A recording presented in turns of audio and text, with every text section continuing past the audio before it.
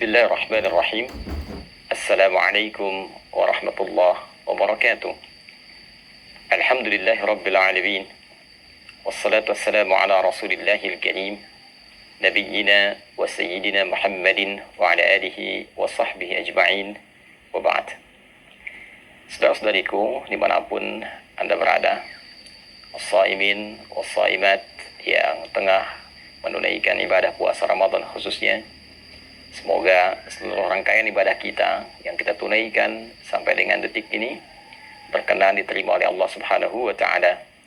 Baik puasa yang kita tunaikan dari mulai fajar tiba sampai dengan maghrib datang, pun demikian dengan ibadah malam kita, solat-solat kita, tilawah Quran kita, zikir kita, dan taubat kita kepada Allah Subhanahu wa Ta'ala. Semoga penerimaan terbaik di sisi Allah Subhanahu wa Ta'ala menghadirkan beragam keistimewaan yang dijanjikan oleh Allah Subhanahu wa Ta'ala dan Rasulullah sallallahu alaihi wasallam yang mempertegas itu semua dalam hadis beliau. Teman-teman sekalian, di antara ibadah yang penting di bulan Ramadan adalah ibadah yang ditunaikan di sepanjang malam Ramadan. Sebagian orang mengira bahwa puasa itu hanya terfokus pada ibadah siang saja.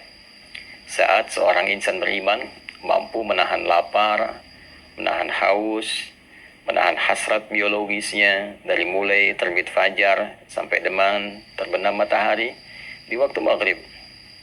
Namun demikian, Nabi SAW memberikan satu informasi yang sangat penting, sangat luar biasa mengenai satu amalan di malam-malam Ramadan yang bila kita tunaikan menghadirkan keistimewaan, yang bahkan keistimewaan ini disampaikan dengan diksi yang serupa oleh Nabi Sallallahu Alaihi Wasallam dengan rangkaian-rangkaian keutamaan yang mengiringi ibadah siang di bulan Ramadan.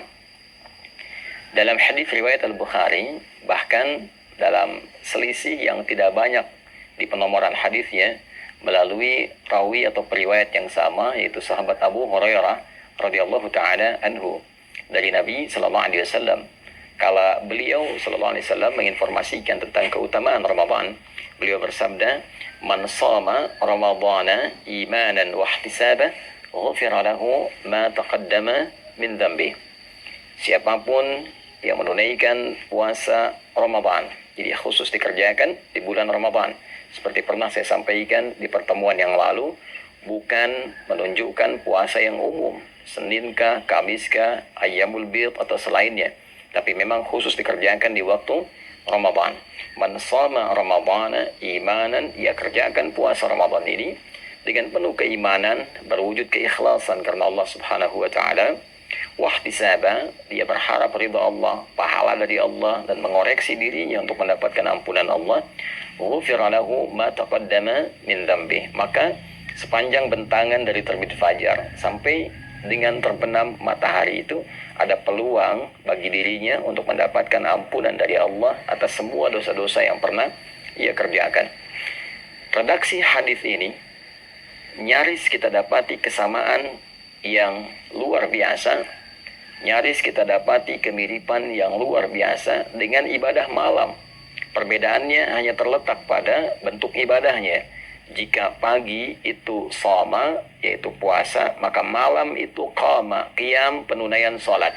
Hadis paginya sampai ke maghrib, dari terbit fajar sampai maghrib, man shoma Ramadhana, maka hadis tentang ibadah malam yang menunjukkan keistimewaan luar biasa itu, Nabi bersabda, man qama Ramadhana imanan wa ihtisaban, ghufira lahu ma taqaddama min dhanbi. Siapapun yang menunaikan ibadah qiyam khusus di malam-malam Ramadan, qama Ramadhana. Jadi qiyam ini baik itu qiyamul lail sifatnya, baik itu tahajud ataupun witir, dikerjakannya khusus di malam-malam Ramadan, bukan di luar malam Ramadan. Bukan Al-Muharram, bukan Safar sampai dengan Rajab, ya, atau bahkan Syawal, atau bahkan kemudian Dzulqa'dah, Dzulhijjah. Ini khusus sepanjang malam Ramadan saja. Man qama Ramadhana, siapapun yang mampu menghidupkan malam Ramadan dengan menunaikan qiyam. Qiyam di sini dimaksudkan salat. Karena redaksi salat di dalam Al-Quran seringkali diiringi dengan turunan kata qama. Baik itu dari qamanya ataupun aqamanya. Aqama yuqimu iqamatan, aqimus salah, yuqimuna salah, aqimis salah. Bahkan sebelum salat ada iqamah untuk memberikan isyarat kepada kita kesiapan untuk menghadirkan kekhusyuan sebelum menunaikannya. Man qama ramadhana, siapapun yang menunaikan, menghidupkan malam Ramadan, menunaikan salat dengan penuh kekhusyuan, imanan, dan dia kerjakan salat ini karena Allah. Bukan karena trennya orang bangun, dia bangun. Bukan karena trennya orang menunaikan salat ini berjamaah, dia ikut berjamaah. Bukan karena trennya menunaikan salat di masjid fulan, masjid X, masjid yang ramai, lalu dia ikut ke situ hanya untuk mengupdate statusnya. Bukan. Dia kerjakan semua ini untuk mengharapkan ridha Allah Subhanahu wa taala. Wahtisabah. Dan dengan keikhlasannya ini dia berharap benar ridha Allah, pahala dari Allah, seraya dia menghidupkan nilai evaluasi bagi dirinya. Dia evaluasi dirinya, dia bermuhasabah. Ghufira lahu ma taqaddama min dhanbi. Sama persis kalimatnya. Maka ia berpeluang mendapat ampunan Allah Subhanahu wa taala dari semua dosa yang pernah ia kerjakan selama hidupnya. Jadi antara ibadah siang dengan ibadah malam, satu ada keistimewaan yang serupa, yaitu sama-sama berpeluang menghadirkan ampunan Allah Subhanahu wa taala, serupa dengan hadirnya peluang ampunan dosa dari Allah Subhanahu wa taala. Oleh karena itu, ibadah malam ini tidak boleh disia-siakan. Jadi sebagian ulama bahkan berkomentar jika ada orang yang menunaikan puasa di terbit fajar sampai dengan maghrib menjelang malam itu, dia menunaikan puasa dengan sempurna, benar puasanya, tapi dia tidak mengerjakan qiyam di malam harinya, tidak menunaikan sholat di malam harinya, maka seakan ia tidak mendapatkan kesempurnaan Ramadan. Karena ia berpeluang mendapatkan ampunan di siang harinya, sementara malamnya dia tidak mendapatkan anugerah serupa karena tidak mengambil peluangnya. Jadi ini yang pertama. Itulah yang menjadikan beberapa sahabat sampai istri Nabi SAW, khususnya Sayyidah Aisyah radhiyallahu taala anha, begitu memburu kesempatan malam-malam Ramadan. Ya, karena selain ada ampunan dosa, ada peluang yang kedua, yaitu peluang mendapati malam Al-Qadar. Ya, peluang mendapati malam Al-Qadar. Karena ada hadis dengan redaksi yang lain yang memberikan penjelasan, memberikan tafsiran tentang keutamaan menunaikan ibadah salat di malam-malam Ramadan ini. Jadi kalau hadis pertama tadi man qama ramadhana imanan wa ihtisaba, maka hadis yang kedua man qama lailatul qadri imanan wa ihtisaba ghufira lahu ma taqaddama min dhanbi. Jadi antara hadis satu dengan yang lainnya saling menafsirkan. Yang pertama menunjukkan jenis ibadahnya yaitu salat di malam-malam Ramadan. Yang kedua memberikan kesan bahwa di antara malam-malam penunaian Ramadan itu akan ada peluang satu malam yang istimewa, yaitu malam Al-Qadar. Jadi orang yang mampu menghidupkan malam Ramadan dan menunaikan sholat di dalamnya, maka di antara peluang yang ia dapatkan adalah kesempatan besar mendapatkan anugerah malam Al-Qadar. Untuk itulah kemudian Nabi SAW menegaskan, man qama lailatul qadri, siapapun yang mampu menunaikan sholat di malam Ramadan dan bertepatan malam itu dengan malam Al-Qadar, ghufira lahu ma taqaddama min dhanbi, maka berpeluang ia mendapatkan semua ampunan dari beragam jenis dosa yang pernah ia kerjakan dalam hidupnya. Sampai satu ketika Al-Imam At-Tirmidzi mendokumentasikan satu hadis yang riwayatnya tersambung pada Sayyidah Aisyah radhiyallahu taala anha dari Nabi sallallahu alaihi wasallam. Satu keterangan ketika beliau bertanya kepada Nabi sallallahu alaihi wasallam, qalat atau kama qalat, ya Rasulullah, ara'aita in 'alimtu ayya lailatul qadri ma aqulu fiha. Ya Rasulullah, bagaimana pendapat Anda sekiranya saya menyadari, saya merasakan malam ini ada getaran yang berbeda, ada tanda-tanda malam Al-Qadar. Maka kalau saya sedang menghidupkan malamnya, kemudian merasakan aura itu, doa apa yang harus saya bacakan? Doa apa yang Anda bimbingkan? Maka Nabi SAW mengatakan, faquli, maka katakanlah dengan kekhusyuan, dengan penuh harap, Allahumma innaka afuun tuhibbul afwa fa'fu anni. Riwayat lain, Allahumma innaka afuwun karim tuhibbul afwa fa'fu anni. Ya Allah, sungguh Engkau Maha Pemaaf, sungguh Engkau Maha Penghapus dari seluruh noda dan kotoran yang pernah dikerjakan oleh hamba-Mu ini. Tuhibbul afwa, dan Engkau mencintai sifat maaf. Engkau mencintai hamba-Mu yang menengadah kepadamu, memohon pemaafan dan ampunan. Fa'fu anni, maka dengan segala sifat kelembutan kemuliaan-Mu ini dalam memberikan maaf, maafkan aku. Ampuni dosaku, hilangkan dan gugurkan seluruh kesalahanku. Nah, ini keutamaan ibadah di malam-malam Ramadan. Jadi yang pertama, berpeluang menggugurkan dosa. Yang kedua, berpeluang mendapati malam Al-Qadar, dan bonusnya adalah ampunan dosa dari Allah Subhanahu wa Ta'ala. Adapun yang ketiga, ini yang paling menarik, salat yang ditunaikan di malam Ramadan juga memberikan manfaat besar bagi kedamaian hati, ketenangan jiwa. Nah, orang-orang yang sering gelisah gitu kan, orang-orang yang diliputi oleh ketakutan berlebihan, ingin merapi, mendapatkan ketenangan jiwa, mendapatkan kedamaian, maka di antara tips yang disampaikan melalui riwayat-riwayat yang valid kepada kita adalah penunaian sholat di malam-malam Ramadan. Jika kita menunaikan satu ibadah, dan ibadah itu berdampak pada ketenangan jiwa kita, pada roh kita, roh yang mengisi nafas kita, jiwa kita, maka ibadah itu, pekerjaan itu disebut dengan tarwihah namanya. Rawwaha yurawwihu tarwihan, wa tarwihatan sifatnya. Sesuatu yang bila dikerjakan memberikan ketenangan kepada jiwa.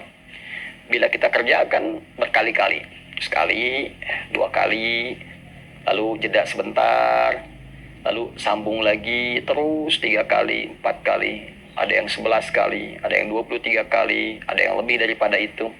Dia jamaahkan hingga mendapatkan ketenangan dan kedamaian dalam hatinya itu, maka bentuk jamaknya disebut dengan tarawih.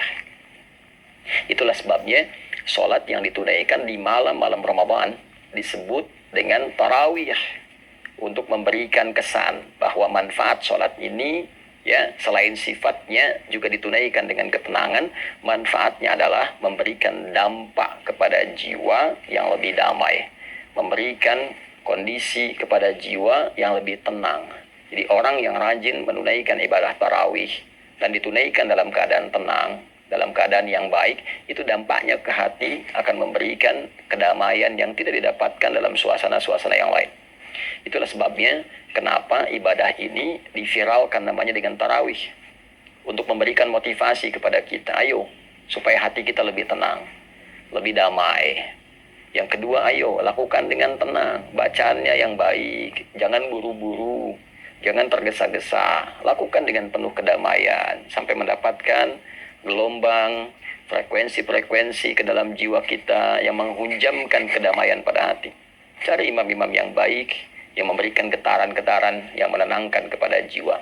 Nah, itulah manfaat ibadah-ibadah yang ditunaikan di malam Ramadan, khususnya sholat yang kita hidupkan sepanjang malam Ramadan. Jadi sholat tarawih, qiyam Ramadan bukan ibadah biasa. Sholat ini berpeluang menghadirkan ampunan Allah Subhanahu wa Ta'ala. Sholat ini berpeluang menghadirkan keutamaan datangnya malam Al-Qadar. Sholat ini berpeluang memberikan kedamaian kepada jiwa. Masuk ke masjid dalam keadaan yang belum tentu damai sepenuhnya, pulang dalam keadaan yang tenang. Bila pun ajal tiba, wafat dalam keadaan tenang. Ditanya malaikat dalam keadaan tenang, kembali kepada Allah dalam keadaan tenang.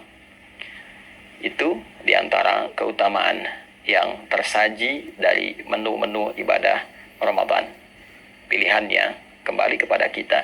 Jika Allah sudah membentangkan siang dan malam dengan beragam keistimewaan yang menghadirkan rahmatnya untuk mengembalikan kita dalam keadaan yang mulia, untuk menenangkan dan menghunjamkan kedamaian pada jiwa kita, untuk memberikan pahala yang bahkan melebihi 1000 bulan. Bila dengan itu semua belum tergerak kita untuk menyambutnya, maka dengan cara apa lagi Allah memberikan peluang kepada kita untuk mengembalikan diri kita dalam keadaan yang baik? Saudara-saudariku, kita diciptakan dalam fitrah yang baik. Kita diciptakan dalam kondisi yang mulia. Ramadan memberikan peluang kepada kita untuk mengembalikan kita dalam keadaan fitrah yang baik dan mulia itu. Mari kita menyambutnya, mari kita hidupkan, dan semoga Allah memberikan kekuatan kita untuk mengoptimalkan semua amalan dan keistimewaan yang tadi disampaikan. Allahumma taqabbal minna innaka antas sami'ul alim wa tub 'alaina innaka antat tawwabur rahim. Allahumma ij'alna min muqimis salah wa nakhussuka ya Allah warzuqna ya arhamar rahimin bil quwwah wal hubb ya arhamar rahimin bil quwwah wal hubb at-tam li iqamati at-tarawih mukhlishina lak ad-din ya rabbal alamin. Sallallahu ala sayyidina Muhammad wa ala alihi wa sahbihi ajma'in wa akhiru da'wana alhamdulillah rabbil alamin. Demikian Adi Hidayat, selamat berbuka. Kami dari Mira. Assalamualaikum warahmatullahi wabarakatuh.